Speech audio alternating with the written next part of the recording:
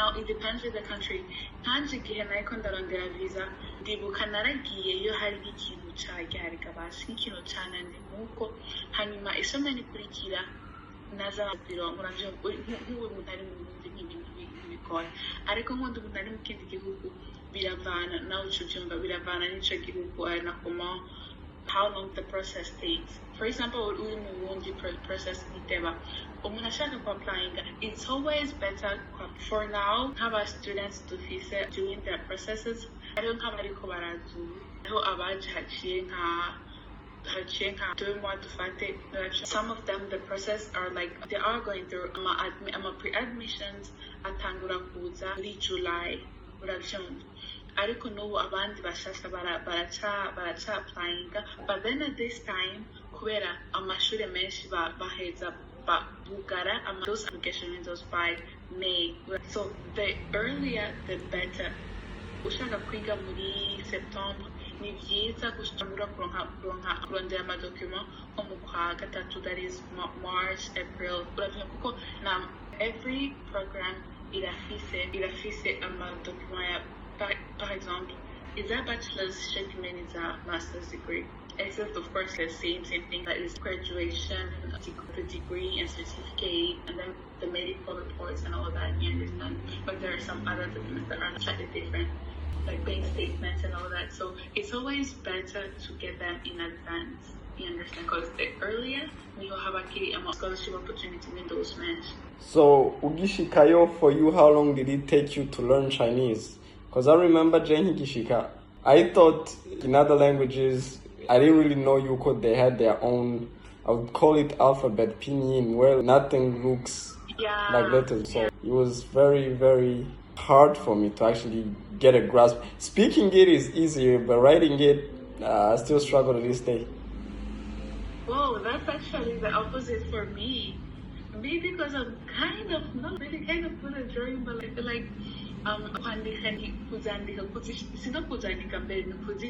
right. It's easier for me, you understand? To China, let me tell you, some tones, some pin, some characters, characters when you drawing like you have to really put in a lot of effort. So it's I think it's maybe the hardest or in the top 5 hardest languages. So effort and beforehand would take. I'm just you versus your effort. You really have to put in effort. So what would you advise someone who agomba gutangura kuza hiyo as, let's say, monetary advice? How should they be prepared? How much should they have, let's say, to be able to live and as a student and be able to study at the same time, live comfortably? If you are on a scholarship, or even if you're on self-funded, if you're self-funded, well, there's gonna be the school fees that you pay for the school, and that one will depend. You understand? But for the everyday whatever, to be able to get by, you need more. You like per month. If I'm trying to speculate, an average of $100 plus. That's the average. You understand? Of course, if you can go way above that. You understand? But on average, $100+ per month for just normal student life, nothing extravagant and all that. Right. Nothing extravagant and all that. Right.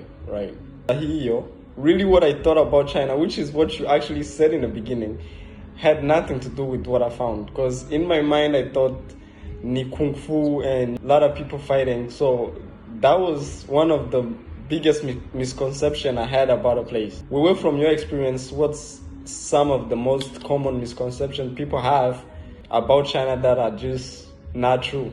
Probably the fact that I think most people think China is like this enclosed country whereby very, very conservative. Of course, China Asians but then it's very, very advanced. If even Americans, wow, this is really nice, you understand? So to an African, it's really very advanced, very modern, you understand? And no, it's not just Kung Fu. In fact, let me tell you, I have never even been to a Kung Fu. I've been here, you have seen I'm thinking about Kung Fu. What's Kung Fu like? No. You understand? Because that's what I used to think. Another thing I used to think was, Kobambara, Kujabambara, when I get my movies, those big guys with this very, very, very small clothing and all that. No.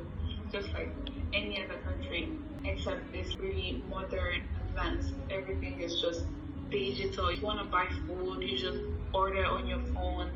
After 10 minutes, you are designing. It's a really good country. Another thing, it's very affordable. Very affordable. You cannot compare it to, let's say, France, Belgium, America. It's very affordable compared to all these other countries. Nice. Another important question that I wanted to ask you actually is, what's one thing that you had to adjust culturally with their culture to be able to live with them, to be able to blend? Because for me, I can tell you, what do they even call them? Chopsticks. Oh my God, I was struggling with those things for months before I even got the hang of it. So what's one thing for you? Because it was weird for me to be in a restaurant and everyone around me is using chopsticks, and I'm like, should we just bring you a fork? I was like, nah. Where I would eat for 2 hours, I have to use chopsticks. I'm not gonna stay behind everyone. But then later on I got better and it just became up to their culture as well. Chopsticks is one of them. Another thing is here, for some reasons, I'm a woman, and in Africa, you can wear a tank top, you understand? But in Africa, most people, we don't wear short things, you understand? Yeah. But here in China, it's the opposite. You can literally wear the shortest skirt you want. But anything that shows any skin on the chest or that kind of, let's say, a tank top, they don't wear that. And I was very surprised. The very opposite of Africa. In Africa, you can wear a bustier, you can wear a sandal tusa. But here, they don't. It's just you can wear anything as it is short to kushak. I don't check on a maboko, check on a chest. No. Up to this day, now the sitting ni and so I did. Up to now. That's interesting. Actually, that I've been there, but now that I think about it, that's right.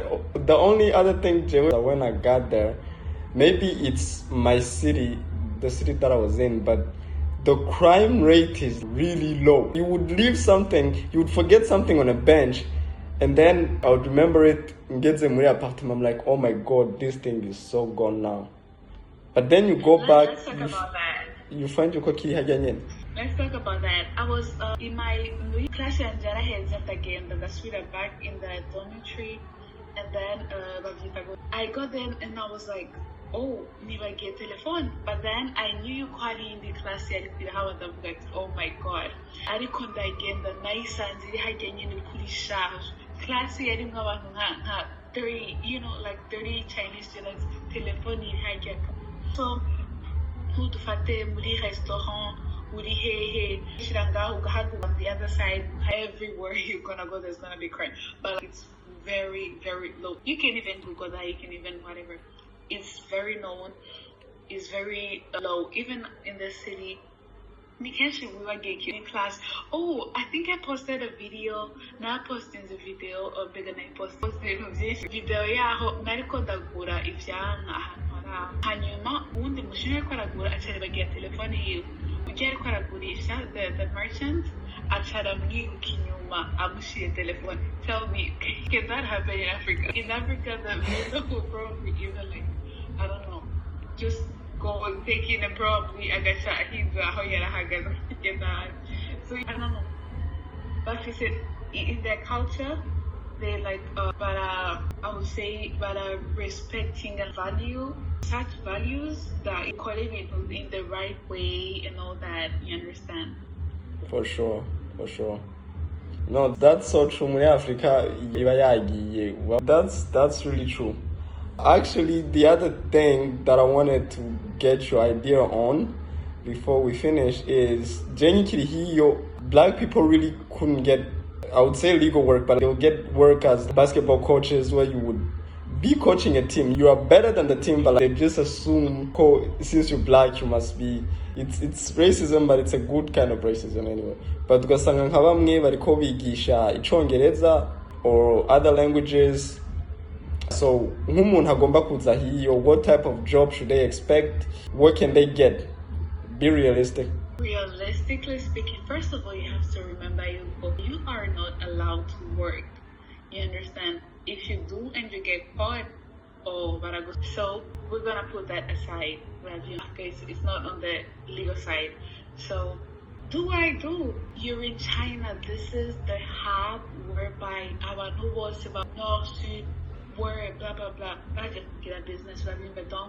But if you say access my factories, all those business factories, all these medical supplying, I don't know, in the US to these other big companies, these other big brands. So what you do, you don't even need too much. You know what I used to do? I'll go online and then I'm a apps program with 1688 Alibaba, Taobao, Pinduoduo, wherever. Naradijako kabandikira the shop urabyumva kabasaba WeChat. Remember navuze ko WeChat ariyo is like their WhatsApp. It has more functions like kabandike kabasaba